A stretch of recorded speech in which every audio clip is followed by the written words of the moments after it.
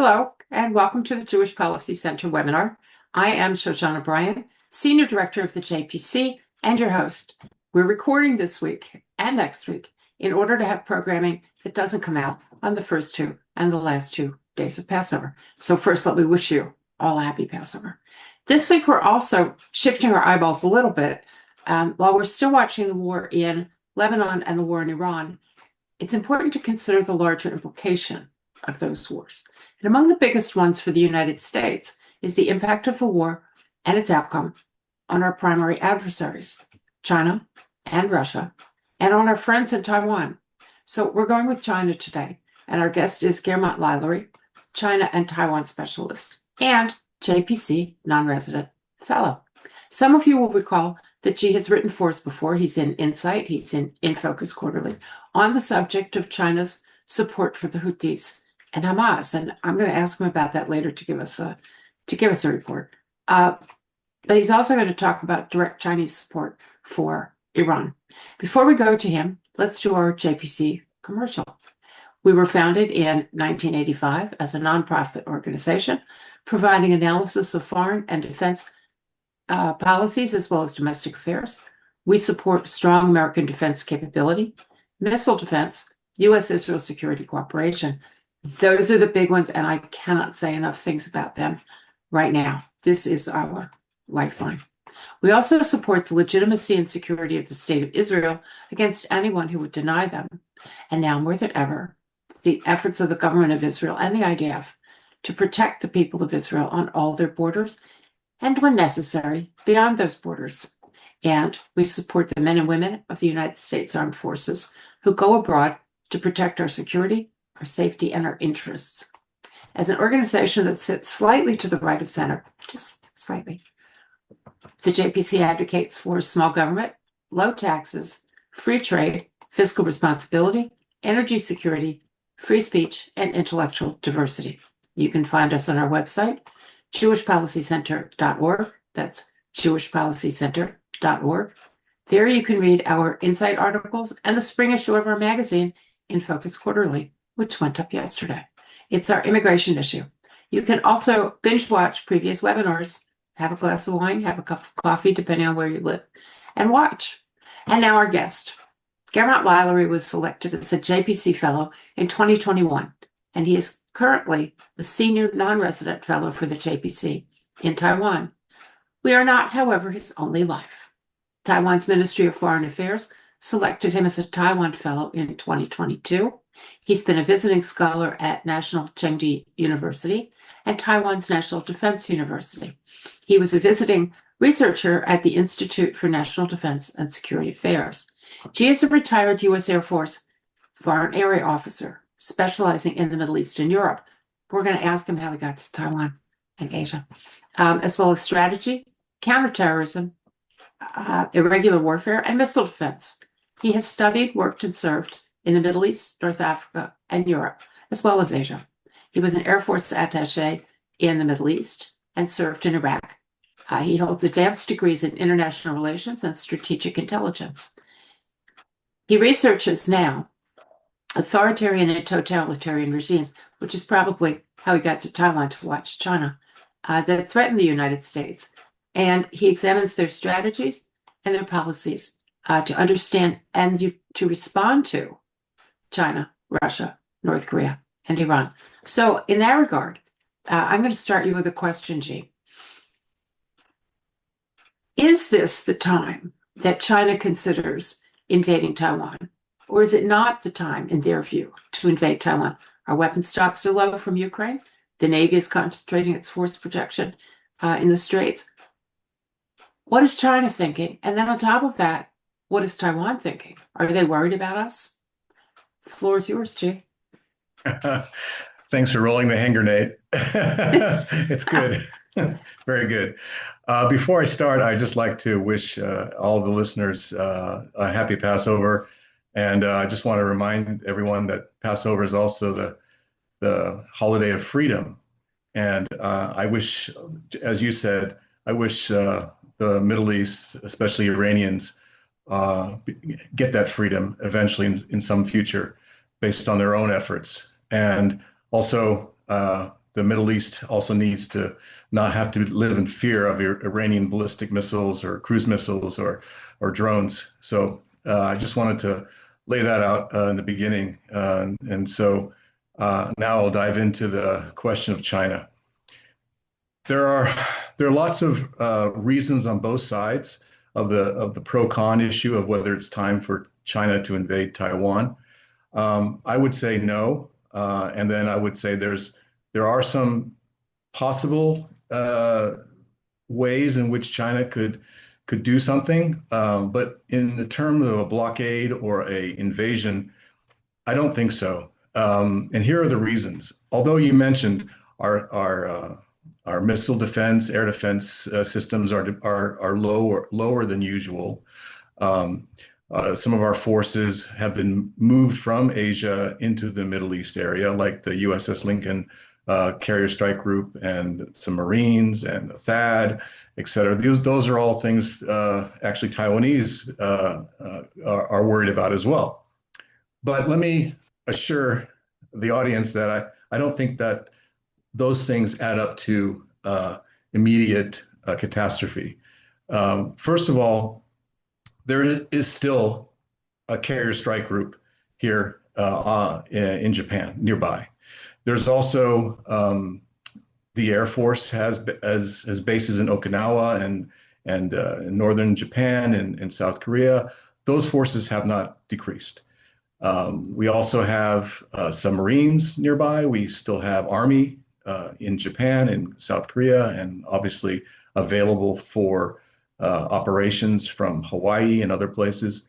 So I can give you an example. In fact, there was a couple of weeks, about a year or 2 years ago, where there was not even a carrier near Taiwan. It was down near Australia. And so the military angle I don't think is sufficient for Xi to do anything. Second part is his military has been kind of in a bit of a storm with him firing over 100 3- and 4-star generals in the last couple of years, which causes a bit of chaos in the command structure. And also, we've seen that the PLA military equipment hasn't been too spectacular in Venezuela, in the fighting between India and Pakistan, and most recently in Iran. They've actually been pretty poor in terms of being vulnerable to Western technology, Israeli and American. So I think China will learn a lot from the war in Iran, and they're actively participating. In my humble opinion, they're actually doing a lot to help Iran, as they are doing to help Russia in Ukraine. So that's the first part. The second part of your question about Wait, Taiwan. I want to stop you at the Go first ahead. part because you raised a couple of really important points that I think need a little bit of expounding on. One Sure. of which is Xi firing over 100 generals. This is not something that makes headlines in the United States. So I think we'd like to know kind of why and what does he expect to get for having done that. And the second is the support that China's providing for a number of our Adversaries. adversaries. I don't know. I don't want to use the word enemies.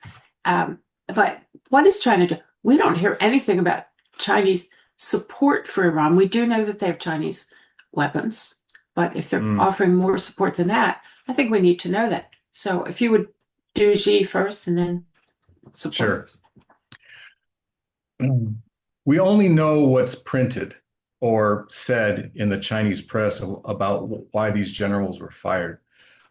Most of the time, it has to do with corruption. Uh, the corruption level in China is pretty high. Actually, most people would say that everyone's corrupt. It's just about when you when you will be caught and arrested for usually political or perhaps military reasons. So the most common reason is corruption. Other analysts talk about the fact that she might be disappointed in them due to their inability to achieve objectives that he's asked them to do. For example, improve the missiles that China has, their accuracy, or produce more nuclear-powered submarines or et cetera. And so we've seen a lot of the rocket forces generals being fired in the beginning of this sort of purge, usually not with death, but usually with just being kicked out of the party or kicked out of the military, and sometimes actually thrown in jail. So I would say that that's the roughly the explanation that we know about. There is some rumors that in the past he's actually gone a little further and wanted the PLA to do some more aggressive activity, and some of the generals didn't want to do that. Now the Central Military Commission, the CMC, usually has 7 members, she being one of them, and the rest are generals and admirals. Well, currently, there are only 2 people in the CMC. There's himself and another general who's responsible for investigating corruption. That's it. The other 5 are gone. So things aren't looking good if you're trying to get ready for an invasion of Taiwan, because you don't really have the expertise that you should need to do something like that. And it also concentrates a bit too much military power in Xi, and he doesn't have the right people to advise him. So that's generally the consensus of what the generals and their status have been.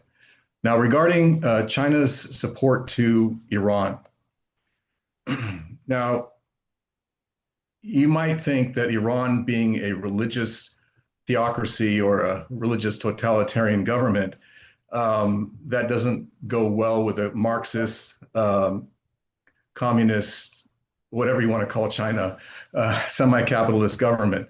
But the enemy of my enemy is my friend. So that's why Iran and China have since I think 2022 or 2021, they signed a 25-year agreement for $400 billion of exchange of oil and gas, and in exchange for development. And that includes military development, and that includes not just weapon systems, but it also includes training, it includes intelligence, it includes a lot of things, pretty much the full spectrum.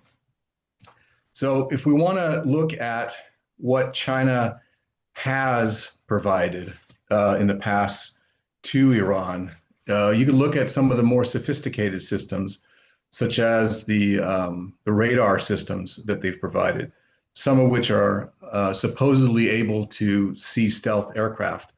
They might have, but they were taken out several times. So much for the stealth radars that China sold. The other part that's kind of in the weeds are the number of Chinese that are in Iran. So the Chinese government said that 3,000 Chinese were evacuated from Iran. Well, the 3,000 are not there for tourism, okay? They're there for, let's say, Belt and Road, but some of them are also involved in the military. And there have been reports of, there was one acknowledged death of a Chinese citizen. Then there was other reports that were non-official talking about 3 radar techs that were killed.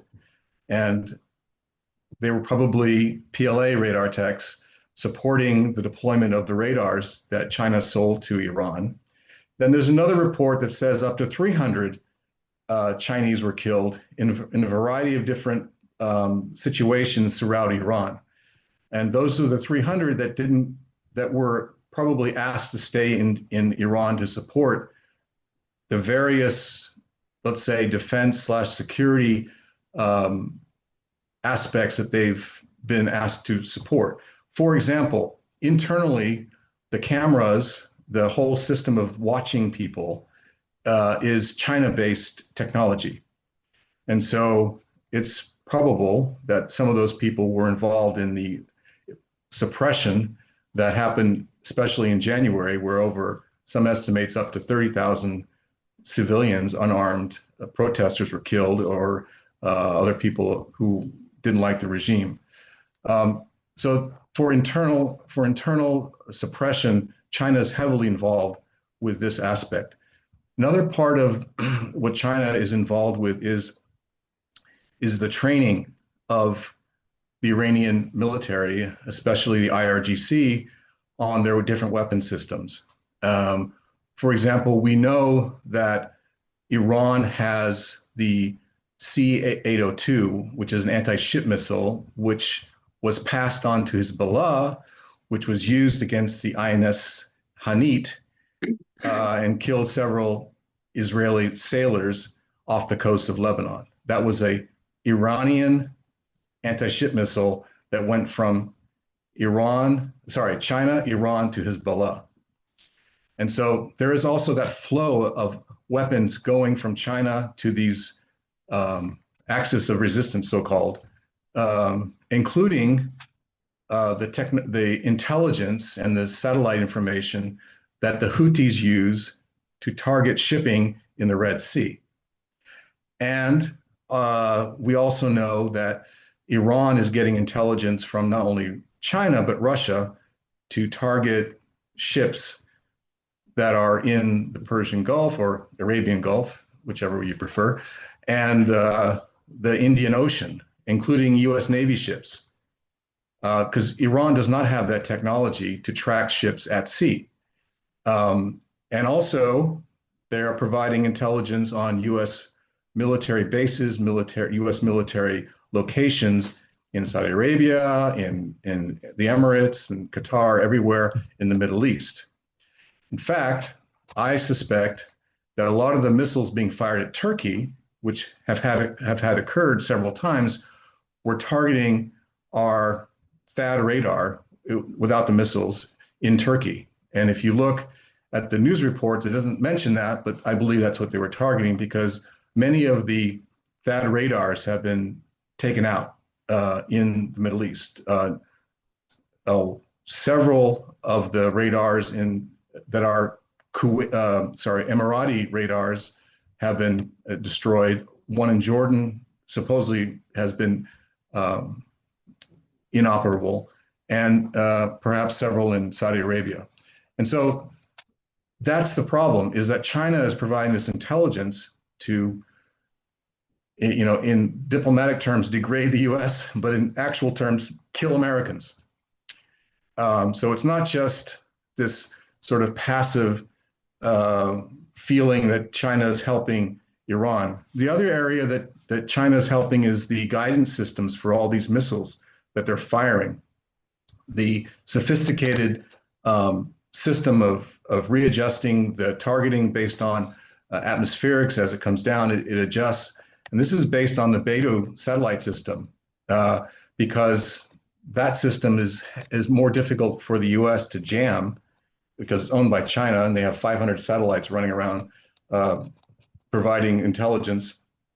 And so the guidance systems, so when those missiles hit targets, it's because China has provided that information, not only as a location, but also it helps guide the missiles to the location that they're trying to hit.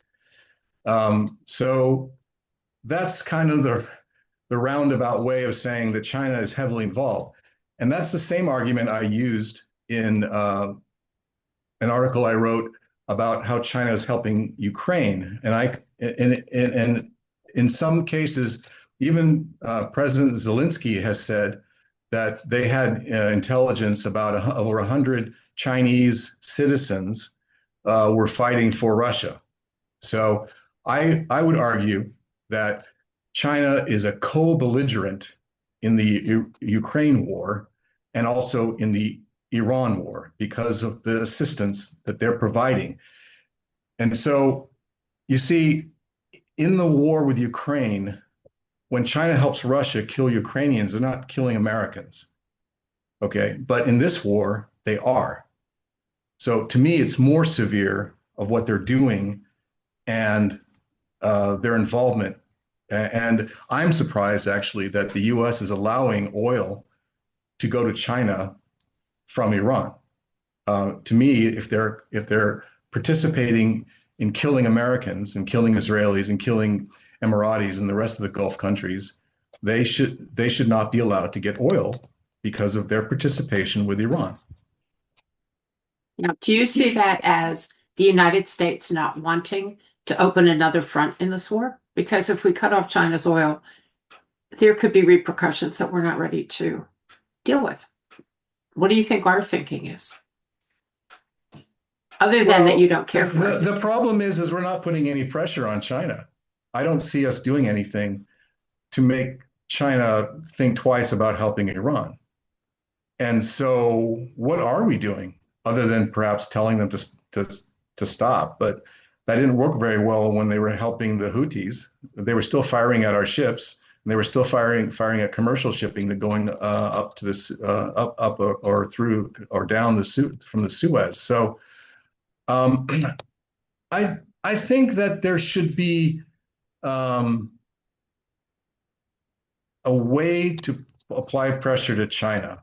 And perhaps when President Trump goes to visit Xi in Beijing in the middle of May, maybe he'll bring this up and say, oh, by the way, you need to stop doing this, or we will cut off your oil from the Gulf because your contribution to the war is killing Americans. Maybe I'm just too blunt or undiplomatic, although I did work in an embassy a couple of times.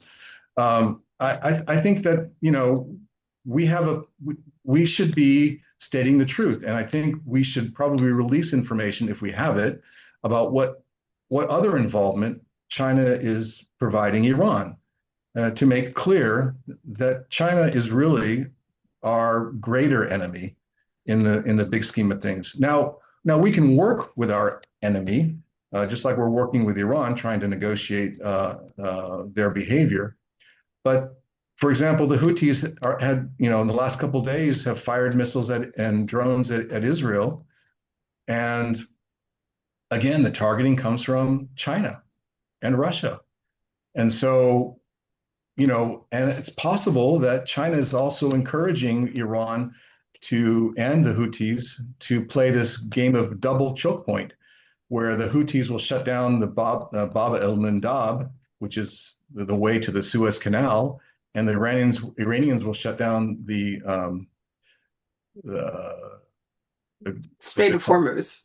Yeah, Strait of Hormuz. Although someone called it the Strait of Trump, but anyway, we won't talk about that. But anyway, and so in terms of strategy, I believe that China is also watching very carefully what the U.S. is doing and trying to collect intelligence on our capabilities and how we deal with different problems, and then going back to the drawing board and seeing how they can defeat us in a future conflict.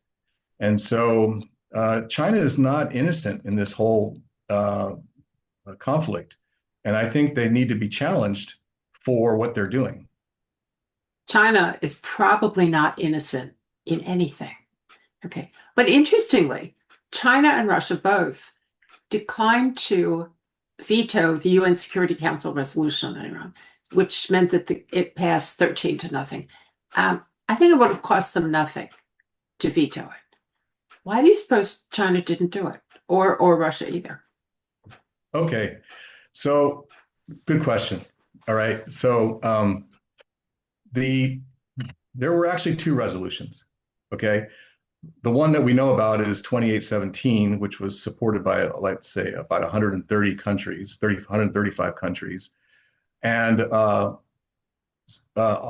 clearly it was supported by the Gulf countries. Okay, they were the ones who pushed it. Now, the Gulf countries do contribute to the oil consumption in China.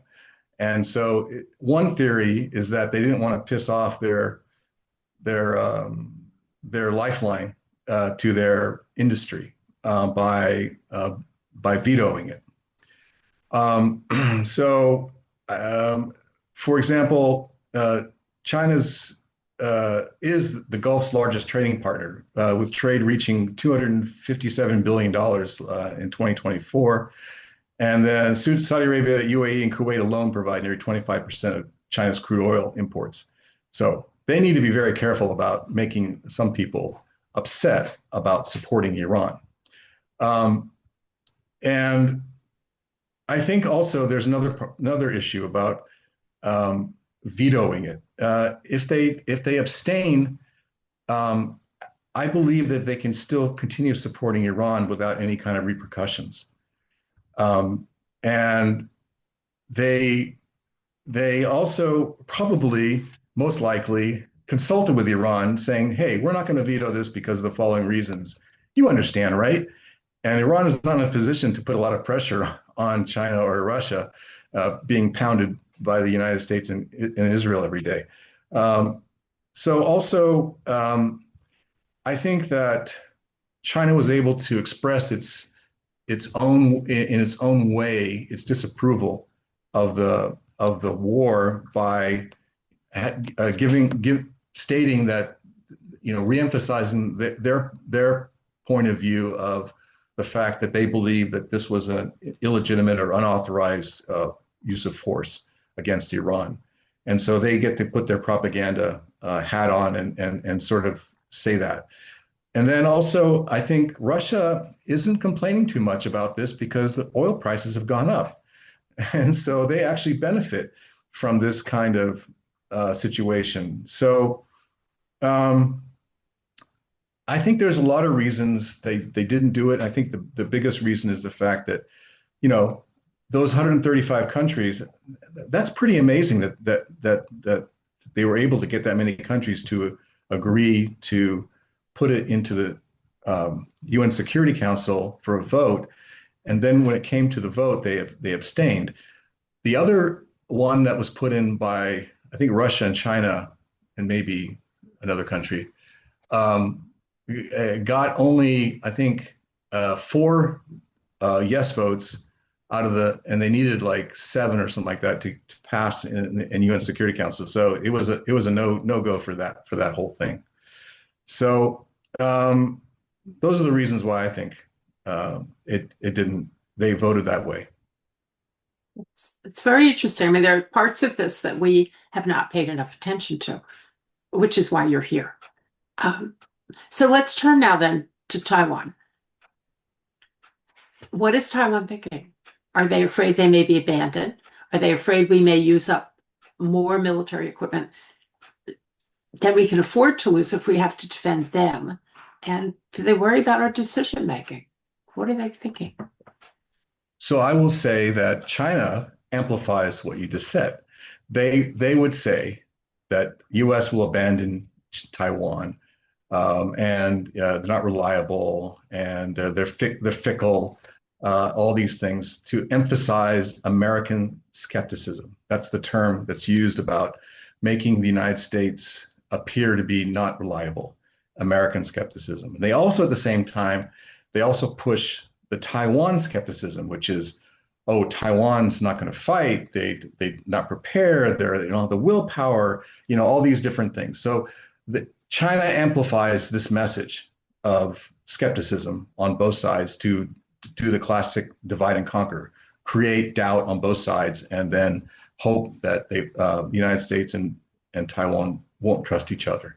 But luckily, I don't think that's working because last year, Taiwan agreed to purchase $11 billion worth of weapons, and they just agreed to purchase another $9 billion worth of weapons. And if you add 9 plus 11, that's $20 billion, and that's the equivalent of their entire defense budget.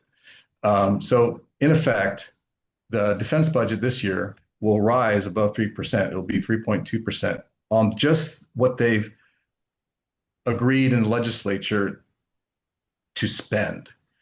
And then President Trump supposedly has another $14 billion coming down the chute after his meeting with President Xi, after his meeting in mid-May. So the United States is not backing down on its support for Taiwan.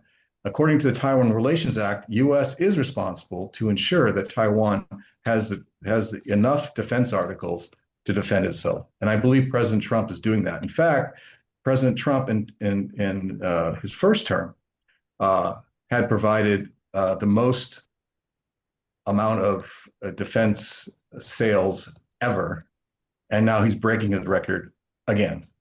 And he was the one who helped Taiwan build its first submarine, which is in trials now. He's the one who provided F-16Vs. He's the one who tanks. I mean, it's good. And now shifting to the porcupine strategy, which is making making Taiwan so difficult to swallow that it will, choke China. That's what's happening. Second part of that is the United States military is in full force training the Taiwanese military, and they've been doing it since 2023, according to the National Defense Authorization Act. It's no secret they're doing it. It's according to law, and they're doing it also in the United States and with other countries in the United States.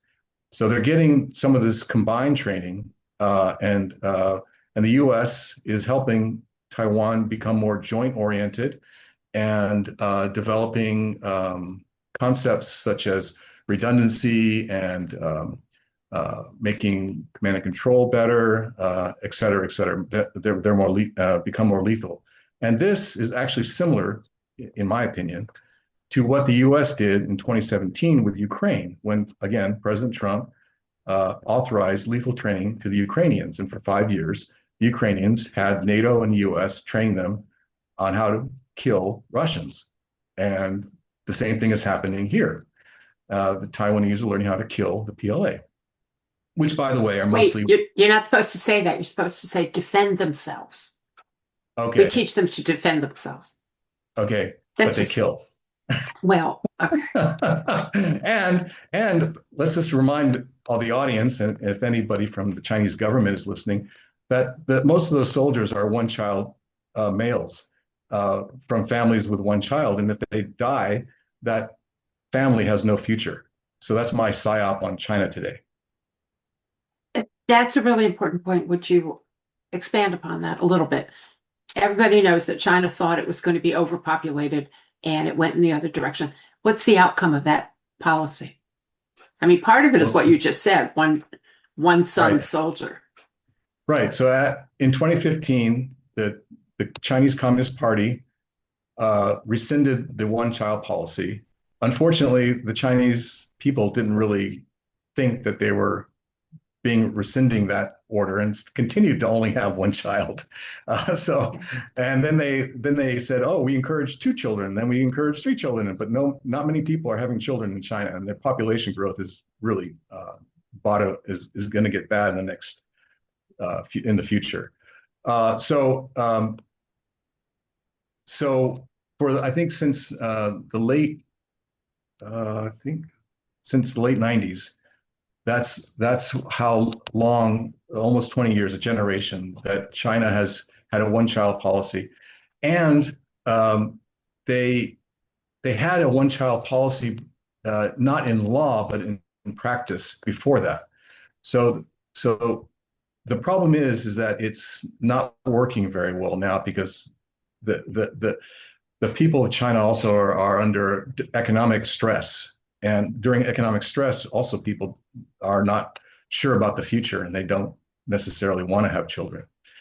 So that's a big deal. The other big deal is the fact that everyone's talking about oil with China, but the real problem China has is with food. They can't feed themselves. No matter how much land they farm, they don't have enough to feed the 1 billion plus people that they have. And so a lot of food is imported to China. And so if you really want to hurt China, you start talking about food embargoes, and that will get their attention. The oil part, I think they have supplies of up to 120 days in their reserves. And they can always get some amount from Russia, gas and oil, but not enough.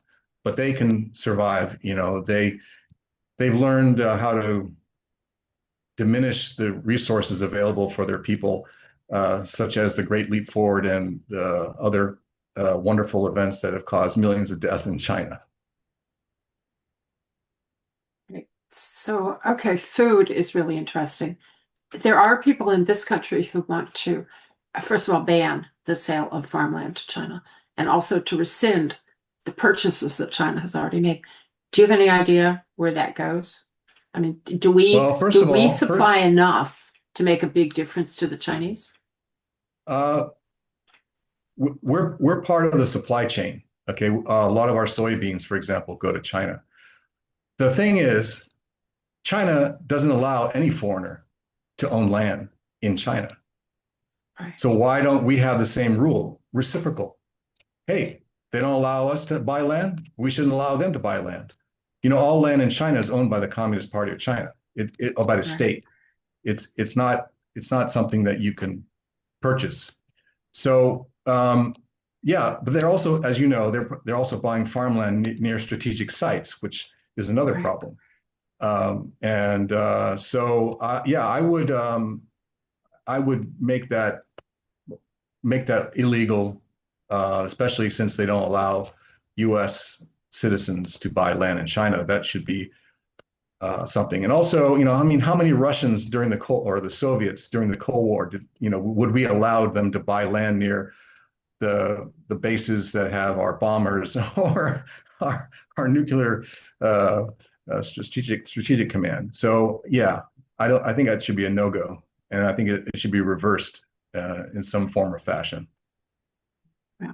Some people are on that problem. Um, okay, so what you've really done is you've painted a picture of a multifaceted China problem. You have specific China problems in Iran. You have China problem in Ukraine. You have China problem in Taiwan. You have China problem with Houthis. Um, and then the president says, well, I'm going to go visit Xi. Because in my view, the president believes in negotiated settlement. That's what Mhm. he looks for. He Yeah, offers three things to everybody: peace, prosperity, security. That's his offer. Now, all you have to do is work out the terms. And so I suspect, rather than declaring China an enemy and blowing it up, he'd like to come to some arrangement that serves our purposes and China's purposes. Some of sure. China's purposes, not all of them. What do you see as the basis for the talks in May, if in fact the talks happen in May? Well, I think they will, because according to the War Powers Act, President Trump only has 60 days to play around in the world, and then he has to get Congress to approve any funding, for future funding of the conflict, otherwise known as the war in Iran. So, according to what I've read and I understand, Congress is not going to fund anything more than they legally can, according to the Constitution and the laws thereof. So Right. it's going to end, in my opinion, by the end of April. That's 2 months. And then that gives 2 weeks to sort of reassess. So originally, when the meeting was going to happen, it was going to be almost entirely on trade. That was the topic. But President Trump has changed some of the topics. The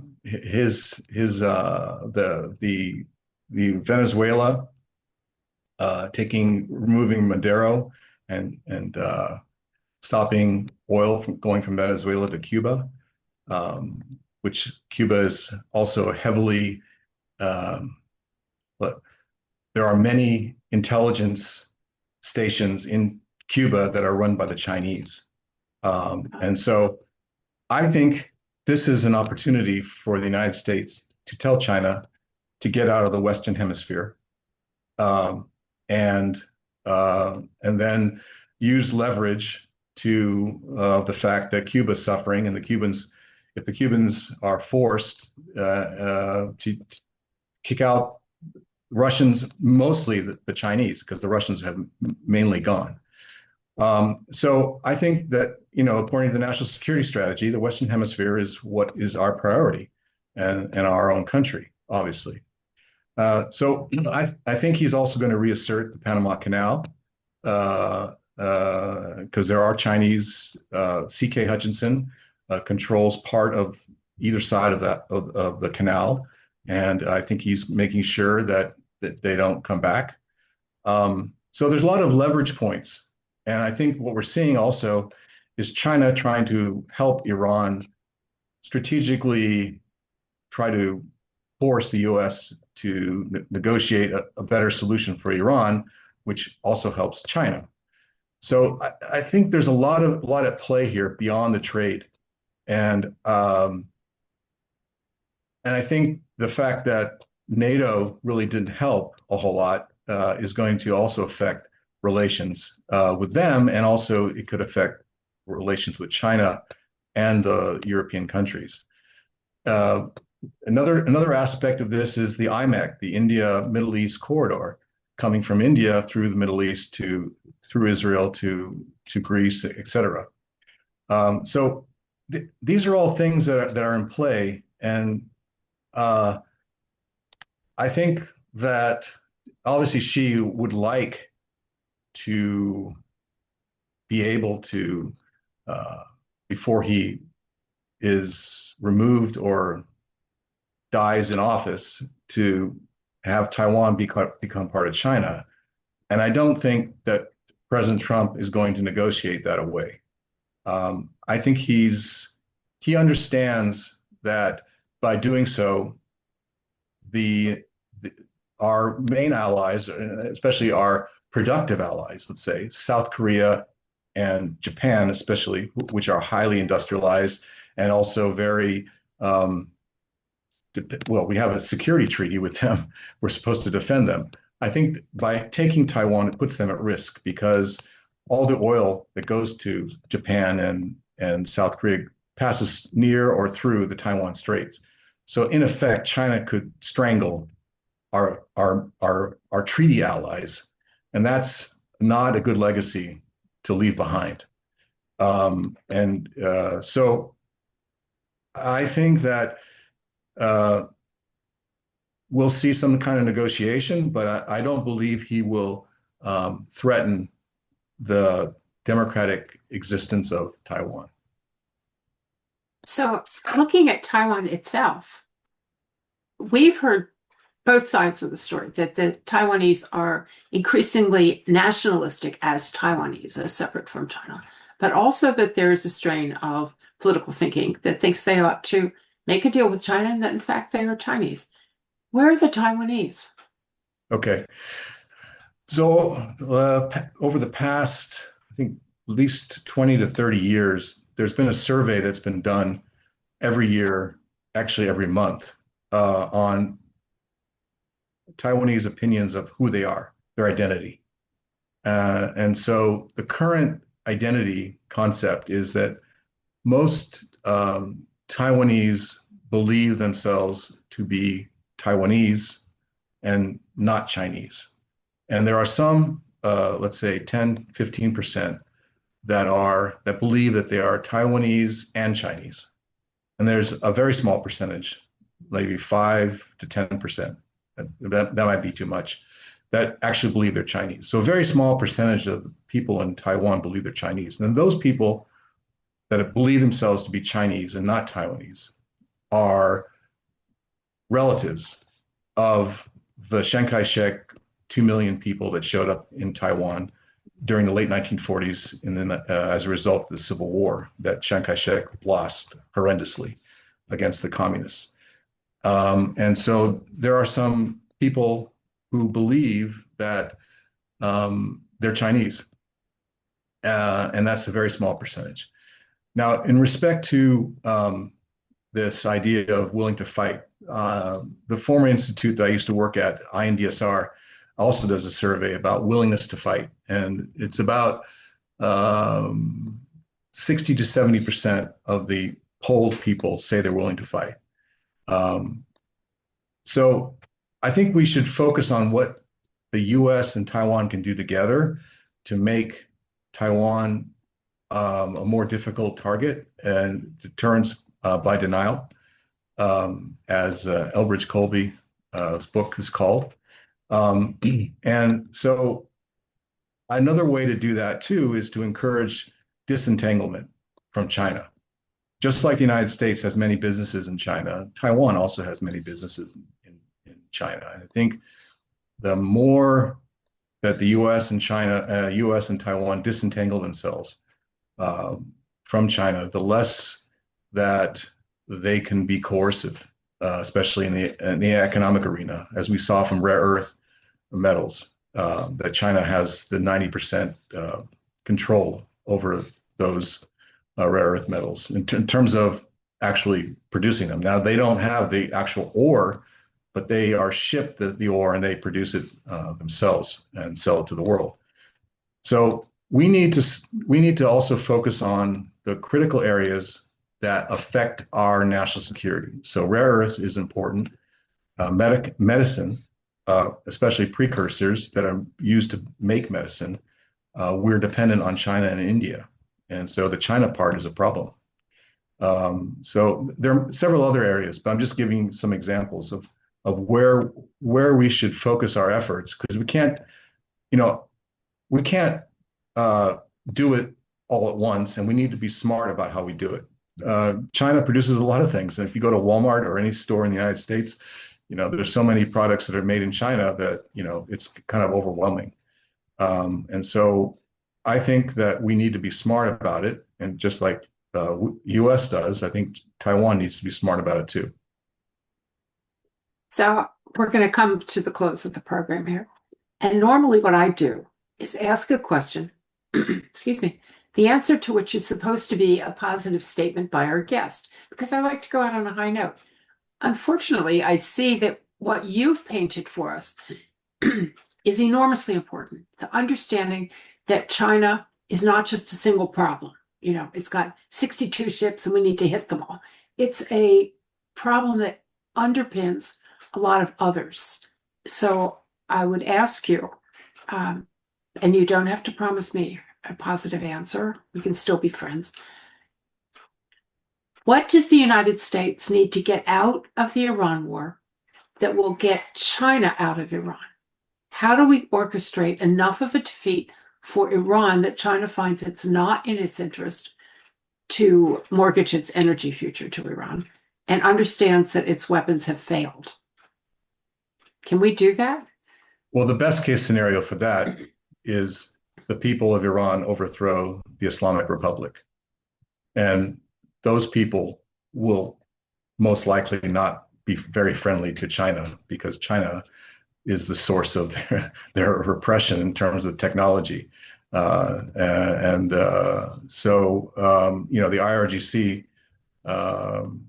its weapons have been, a lot of them have been from China. So I believe the Iranian people, if they overthrew their government, that's the path. If the Islamic Republic is not overthrown, I think it will be very difficult to prevent China from continuing its relationship with Iran, because Iran has been for such a long time, or different times, has been under sanctions, and China has, and Russia has, and North Korea has. They all have found ways to get around sanctions, and so even though they might work in some form or fashion, the fact is that they're still stubborn about what they want to do, and they still support terrorist groups. And so, as long as the Islamic Republic is in existence, they will continue their drive to make life difficult for not only Israelis and Americans, but the entire Middle East, in the same way that I believe that China has said very frankly that the United States is their enemy in so many terms, and they intend to replace us in the world. And so, the Soviet Union said the same thing, but we figured out a way how to work with them in a at least semi-amicable way, without causing World War III. The problem is that with China, they are now in the midst of massively increasing their nuclear weapons. They've tripled their nuclear weapons in the last couple of years, and they're continuing to build it up. So Taiwan could be the flashpoint for this topic of nuclear weapons, and it could be a problem for everybody. And so, if, for example, if China tries to take Taiwan and they start attacking U.S. bases in Japan, just like Iran has been attacking U.S. bases all over the Middle East, and Japan invokes the treaty that we have because Japanese are going to be killed on those bases, even if they're very accurate. Then, at some point, we might have to be in a situation where we run out of those defense missiles and we have to make a decision. How much do we want to fight against China? And that's kind of a negative ending, but I think that for the short term, I think the meeting with Xi and Trump is a productive meeting. Both sides want it, and I think that in the end, I think that neither side will be 100% happy, but I think there'll be enough happiness that both sides won't start a war, and maybe because of President Trump's assertiveness in the world, perhaps we can hope for peace at least until 2028. And of course, after that, we don't know. But that's the positive note, is I think that she understands that President Trump is somebody that you need to be careful with, and pushing him might get a response you don't appreciate. You might not appreciate because it might be very painful. So I think the U.S. continuing to help Taiwan defend itself, train its troops, sell more weapons, increase its lethality. I'm not using the word killing, but lethality against a possible invasion or a blockade by the PLA is going to cause more headaches for Xi. Unfortunately, President Putin didn't take that warning, and he got stuck in Ukraine. So hopefully Xi and his advisors We'll do better. will see the futility of attacking Taiwan, and peace will be had by all. So, okay, that's it. Peace will be had by all. So what you've actually done is given us a great round the world picture. It helps us focus our attention on the Iran war itself and the requirements of the Iran war. And I think you're right. Regime change ultimately is the answer. I suspect we are not going to give them regime change. I don't think we can. But ultimately, for them to rise up and to take their own country would be a huge change in all of the Middle East. But you've also given us a great picture of China and Taiwan. Taiwan is our ally. Things we need to do, things we want to do with the Taiwanese. So that's my positive note for the day. You have provided an outstanding education for us, Jean. And the only thing I would ask is, will you come back again? We're going to need to keep this on a track. Whenever you want me back, I'll be there. Great. Everybody, we hope you have a great Passover. We hope you find this a little scary, a lot enlightening, and very useful. And let me tell you, our next webinar program is our Evan Ellis, who's going to look at South America, interestingly. That is also a recorded program, and it will come to you by email before the end of Passover. So wishing you Chag Sameach and a happy Easter for those who are celebrating Easter, and we will see you again soon. Thank you.